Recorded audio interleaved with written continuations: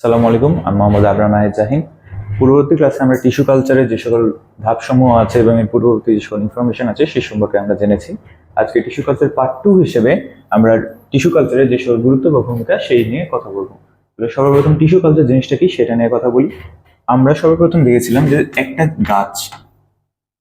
একটা গাছ, এই গাছের ফল তোমার ভালো লেগেছে খেতে, সেক্ষেত্রে আমাদের কি করতে হবে, যে গাছ থেকে একটা টিস্যু নিতে হবে। এখন এই টিস্যুটা আছে, এই টিস্যুটা থেকে আমরা টিস্যু কালচার প্রক্রিয়ার মাধ্যমে একটা গাছ তৈরি করব। তাহলে এই গাছটা এবং এই গাছটা, এই দুই গাছের বৈশিষ্ট্য সমান, সেই ক্ষেত্রে বৈশিষ্ট্য একই রকম। তাহলে তুমি এই গাছের ফল তোমার ভালো লেগেছে, সেক্ষেত্রে এই গাছটাও সমগুণ সম্পন্ন হবে এবং এই গাছ তুমি তোমার বাসার পাশে লাগাতে পারবা। সেক্ষেত্রে টিস্যু কালচারের মাধ্যমে তাহলে কি হলো, একটা টিস্যু, এই টিস্যু থেকে আরেকটা গাছ তৈরি হলো এবং অসংখ্য চারা তৈরি হয় টিস্যু কালচার প্রক্রিয়ার মাধ্যমে। তাহলে টিস্যু কালচারের যে সকল গুরুত্ব আছে সেই সম্পর্কে আমরা যাই। এই তোমাদের বইয়ে টিস্যু কালচার সম্ভবত 280 বা 279 পৃষ্ঠা আমার বই অনুযায়ী, তোমরা দেখি একটু সামনে পিছনে হতে পারে। সেক্ষেত্রে কি এখানে 15টা পয়েন্ট দেওয়া আছে। আমাদের কি 15টা পয়েন্ট মানে এত ব্যাখ্যা দেওয়া আছে, এত ব্যাখ্যা তো লাগবে না। যে 15টা পয়েন্টের হেডলাইন, এই হেডলাইন গুলো আমাদের লেখা লাগবে ঘ নাম্বারের জন্য, এবং হেডলাইন এবং সাথে একটা করে লাইন। তাহলে কি হলো, 15টা হেডলাইন এবং 15টা লাইন। তাহলে এই কয়েকটা মিলে এই কয়েকটা ঘরের জন্য লিখবা, তাহলে মোটামুটি 4-এর মধ্যে 4 আশা করবো। তাহলে আমরা শুরু করি 1 নম্বর পয়েন্ট থেকে। তাহলে 1 নম্বর পয়েন্ট, আমাদের টিস্যু কালচারের মেন যে কারণ কি ছিল, একটা গাছের ফল তোমার ভালো লেগেছে, তুমি চাচ্ছ সেই গাছটা তোমার বাসার পাশে লাগাতে। তাহলে টিস্যু কালচারের মাধ্যমে তুমি যে চারা তৈরি করলা একটা টিস্যু থেকে, তাহলে ওই যে গাছ তৈরি হলো সেই গাছ মাতৃগুণ সম্পন্ন হবে। তাহলে প্রথম পয়েন্ট কি, হুবহু মাতৃগুণ সম্পন্ন চারা উৎপাদন বা মাইক্রো প্রপাগেশন। আগের ক্লাসে আমরা দেখেছিলাম মাইক্রো প্রপাগেশন জিনিসটা কি।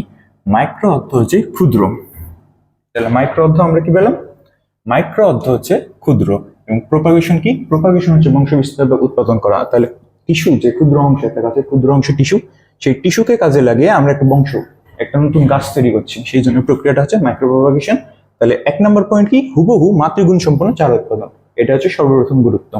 আরেকটা তোমাদের প্রথম লাইন দেখবা যে সকল উদ্ভিদের বীজ উৎপাদন করা সম্ভব হয় না, যেমন কি সাগরকলা, থুজা, এই সকল গাছের বীজ উৎপাদন করা সম্ভব হয় না। তাহলে এই সকল গাছ থেকে আমরা ফল কিভাবে পাবো, টিস্যু কালচারের মাধ্যমে। এই গাছ থেকে আমরা একটা টিস্যু নিয়ে দেন টিস্যু কালচার করব, সেই টিস্যু কালচারের মাধ্যমে তখন যে চারা গাছ বা প্ল্যান্টের তৈরি করা হবে সেটা থেকে আমরা ফল পাবো। এই সকল লাইন একবার জাস্ট রিডিং দিবা। এই তাহলে আমাদের দ্বিতীয় পয়েন্ট কি, দ্বিতীয় পয়েন্ট হচ্ছে রোগমুক্ত উদ্ভিদ সৃষ্টি। টিস্যু কালচার ধাপসমূহের মধ্যে আমরা দেখেছিলাম যে স্টেরিলাইজেশন বা জীবাণুমুক্তকরণ বা নির্বীজকরণ, এই প্রক্রিয়ার মাধ্যমে কি করেছিলাম, আমরা যে এক্সপ্লান্টটা নিয়েছিলাম, এক্সপ্লান্ট কি, মাতৃ উদ্ভিদ থেকে যে টিস্যুটা আমরা গ্রহণ করি সেটাকে আমরা বলি এক্সপ্লান্ট। তাহলে সেই এক্সপ্লান্টটাকে আমরা স্টেরিলাইজেশনের মাধ্যমে বা জীবাণুমুক্তকরণের মাধ্যমে রোগমুক্ত করেছিলাম। তাহলে টিস্যু কালচারের মাধ্যমে কি হয়, রোগমুক্ত চারা উৎপাদন করা যায়। এটা একটা হেডলাইন সাথে একটা লাইন ঘ নাম্বারের জন্য। তাহলে গেল।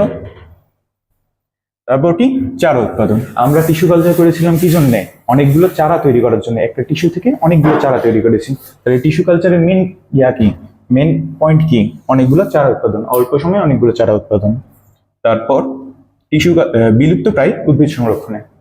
ধর একটা গাছ বিলুপ্তির পথে আছে, তুমি সেই গাছটা থেকে একটা টিস্যু নিলা, সেই টিস্যুটাকে ব্যবহার করে তুমি ওই প্রজাতির অনেকগুলা গাছ তৈরি করে নিলা, সেক্ষেত্রে গাছটা বিলুপ্তি থেকে বেঁচে গেল। তাহলে বিলুপ্ত প্রায় উদ্ভিদ সংরক্ষণ, এই একটা লাইন লিখবা, শেষ। তারপর ঘ নাম্বারের জন্য যদি দেখি, ভ্রূণ কালচার প্রযুক্তির মাধ্যমে উদ্ভিদের কৃত্রিম প্রজনন। এখন ভ্রূণ জিনিসটা কি, ভ্রূণ, তাহলে আমরা জানি যে এটা একটা শুক্রাণু,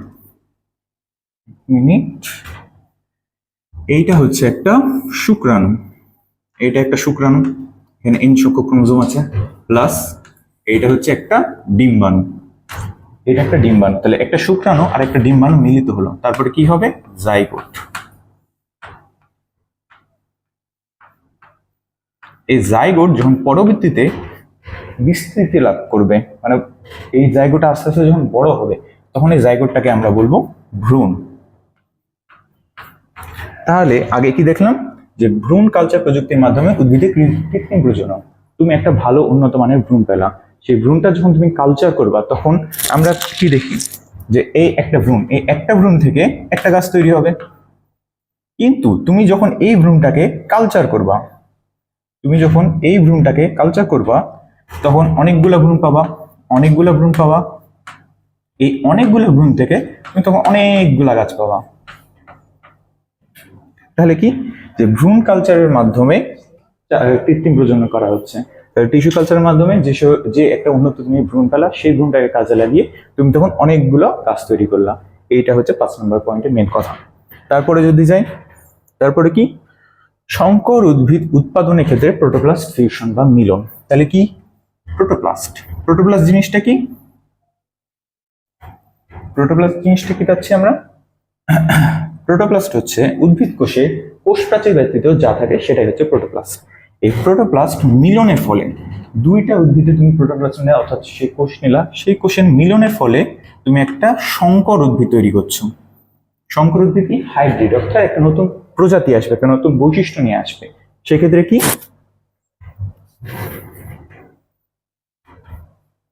তাহলে শুরু করি। তাহলে সংকর জিনিসটা কি, সংকর সংকর সংকর বলতে হাইব্রিড বোঝায়। তোমাদের বইয়ে যে উদাহরণটা দেওয়া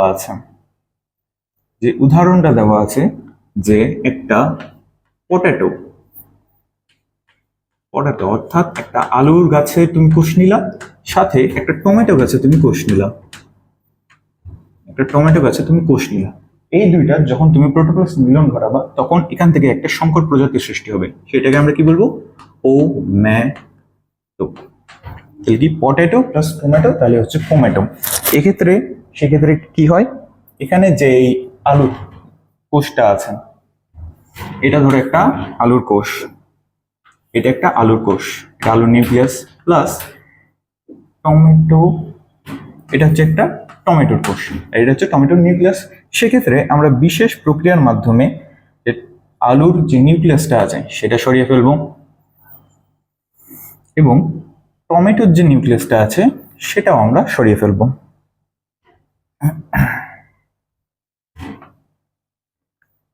টমেটোর নিউক্লিয়াসটা সরিয়ে ফেললাম, তাহলে এখানে কি থাকলো, এখানে দুইটা কোষের মধ্যে নিউক্লিয়াস নেই। সেক্ষেত্রে কি হবে, এখানে আছে সাইটোপ্লাজম, এখানে আছে সাইটোপ্লাজম। তাহলে আলুর সাইটোপ্লাজম এবং টমেটোর সাইটোপ্লাজম, এই দুইটা সাইটোপ্লাজম মিলিয়ে আমরা একটা হাইব্রিড তৈরি করব।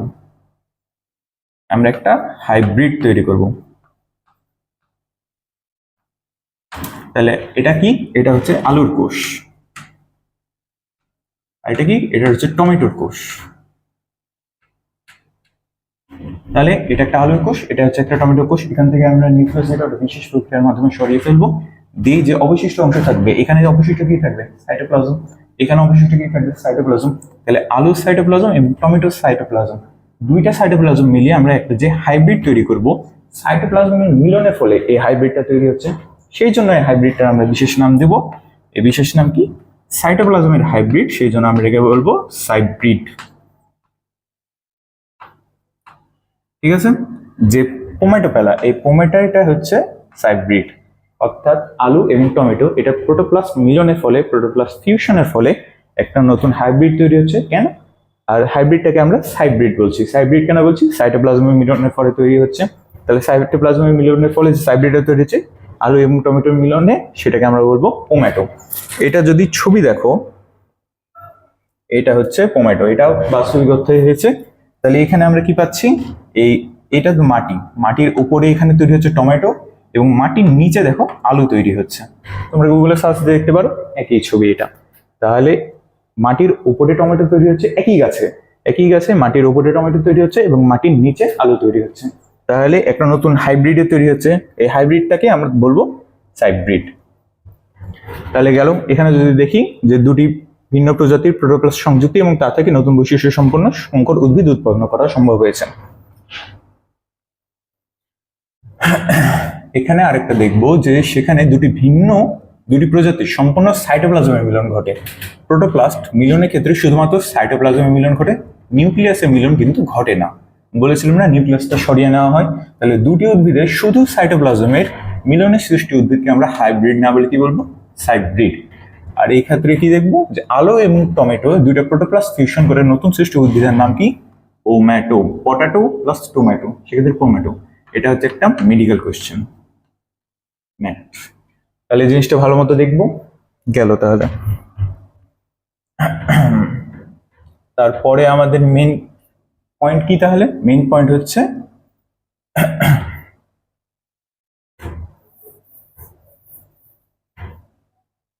তারপরে আমাদের মেন পয়েন্ট কি?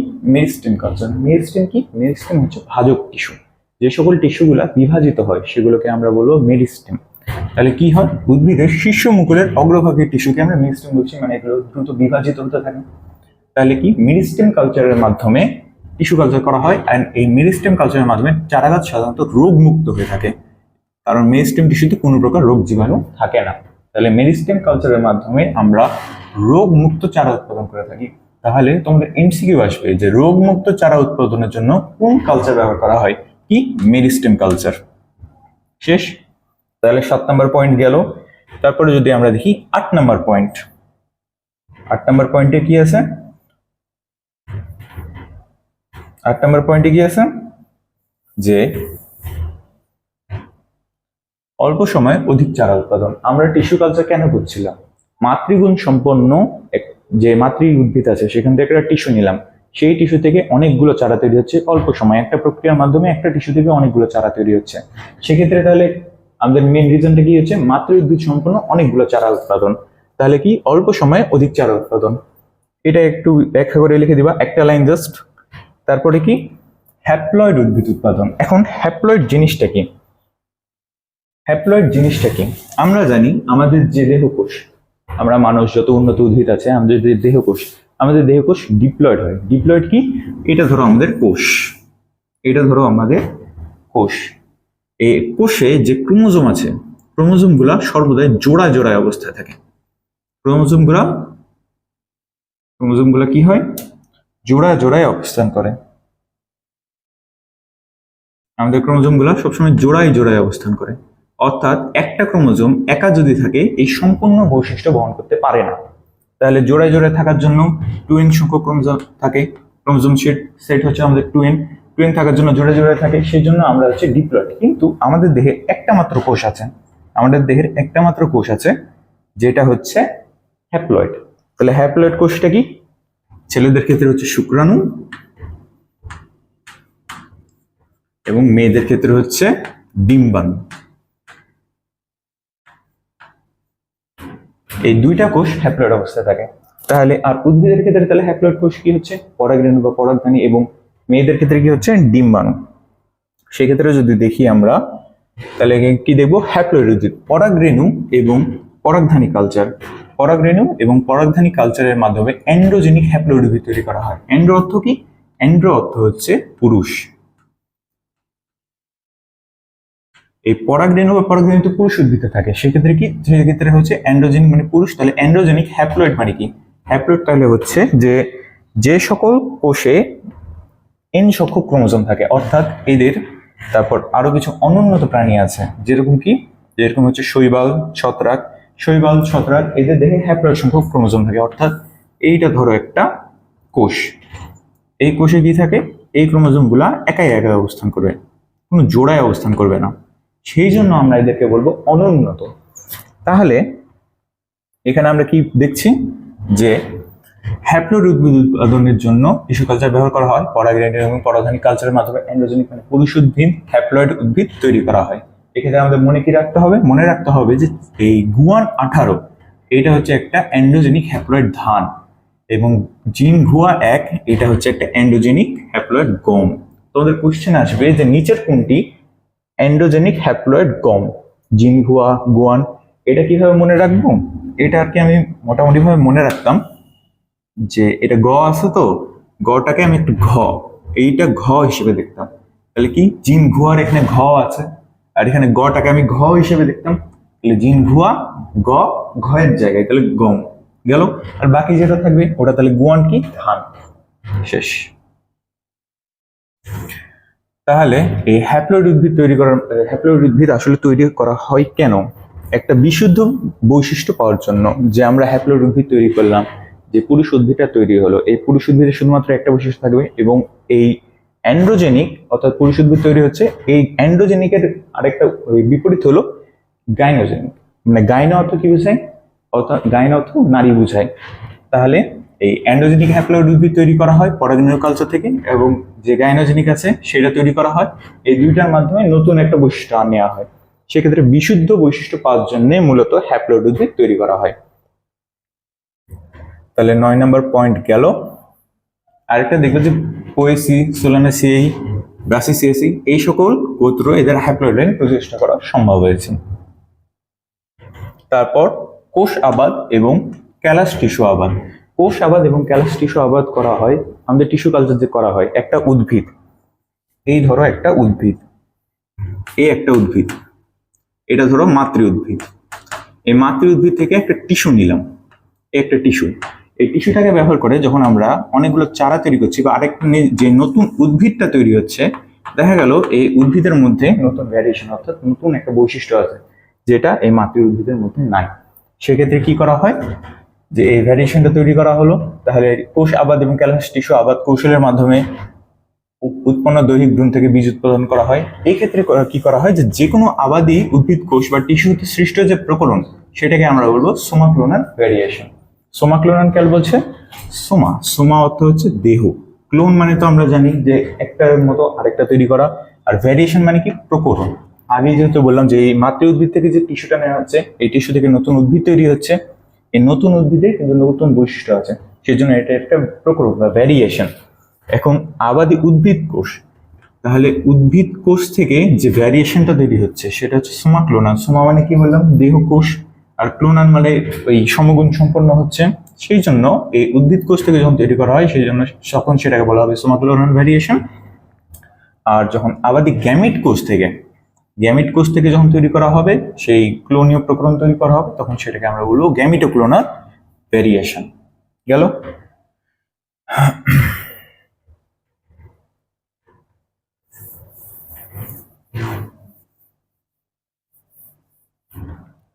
মূলত যে সোমা ক্লোনাল ভ্যারিয়েশন বা নতুন ভ্যারিয়েশন সম্পন্ন যে উদ্ভিদ তৈরি করা হয়, এদের নতুন বৈশিষ্ট্য থাকে, ওই জন্য এরা হচ্ছে ভ্যারিয়েশন প্রকরণ সম্পন্ন। সেই জন্য এদের মাধ্যমে রোগ প্রতিরোধী বা পেস্টিসাইড প্রতিরোধী উদ্ভিদ সৃষ্টি করা সম্ভব হয়েছে। রোগ প্রতিরোধী পেস্টিসাইড কি? পেস্টিসাইড হচ্ছে কীটনাশক, কীটনাশক প্রতিরোধী এই উদ্ভিদ প্রতিষ্ঠা করা সম্ভব হয়েছে কেন? এই সোমা ক্লোনাল ভ্যারিয়েশনের জন্য। তাহলে আমাদের 10 নম্বর পয়েন্ট গেল। 11 নম্বর পয়েন্ট, 11 নম্বর পয়েন্ট কি বলেছে? দ্রুত ক্লোন সৃষ্টির মাধ্যমে বংশ বিস্তার। মেইনলি টিস্যু কালচারে তো ক্লোনই সৃষ্টি করা হয়, অর্থাৎ যে একটা মাতৃ উদ্ভিদ সেখান থেকে তো অনেকগুলো চারা তৈরি হচ্ছে। এই চারা তো মাতৃ উদ্ভিদের বৈশিষ্ট্য সম্পন্ন এবং অনেকগুলো চারা তৈরি হচ্ছে, মানে ক্লোন মাতৃ উদ্ভিদের মতো।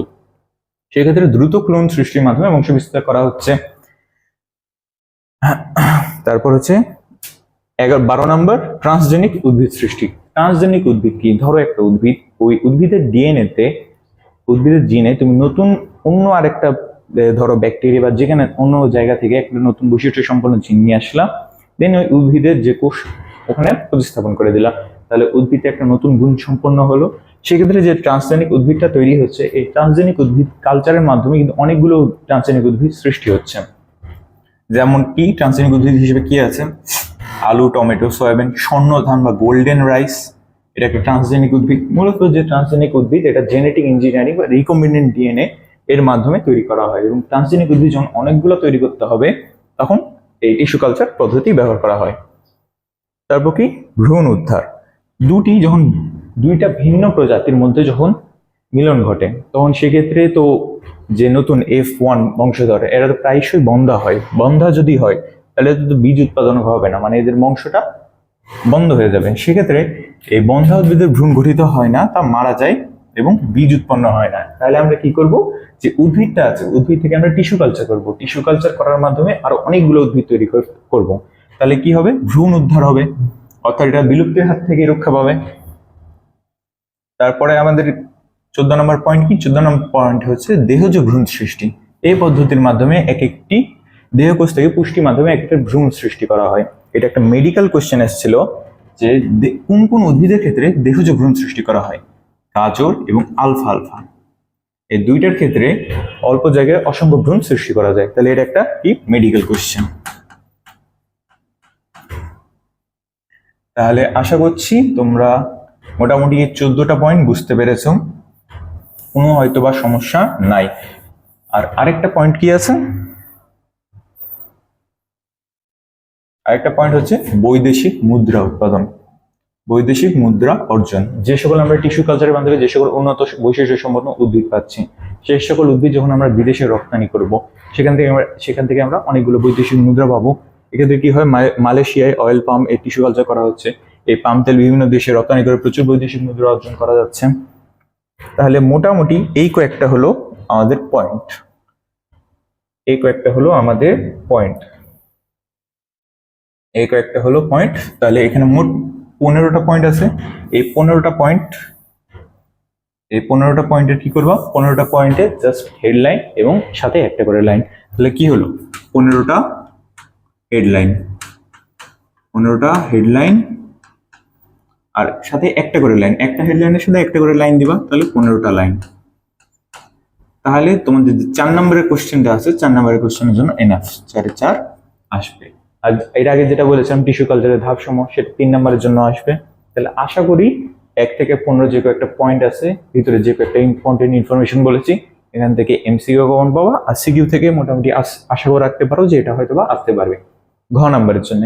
আর গ নাম্বারে এটা যদি ঘয়ে আসে, সেক্ষেত্রে গ নাম্বারের জন্য কি আসবে, জেনেটিক ইঞ্জিনিয়ারিং বা টিস্যু কালচার থেকে একটা গয়ের জন্য আসবে, জেনেটিক ইঞ্জিনিয়ারিং বা রিকম্বিনেন্ট ডিএনএ থেকে তোমরা গয়ের জন্য একটা কোশ্চেন পাবা।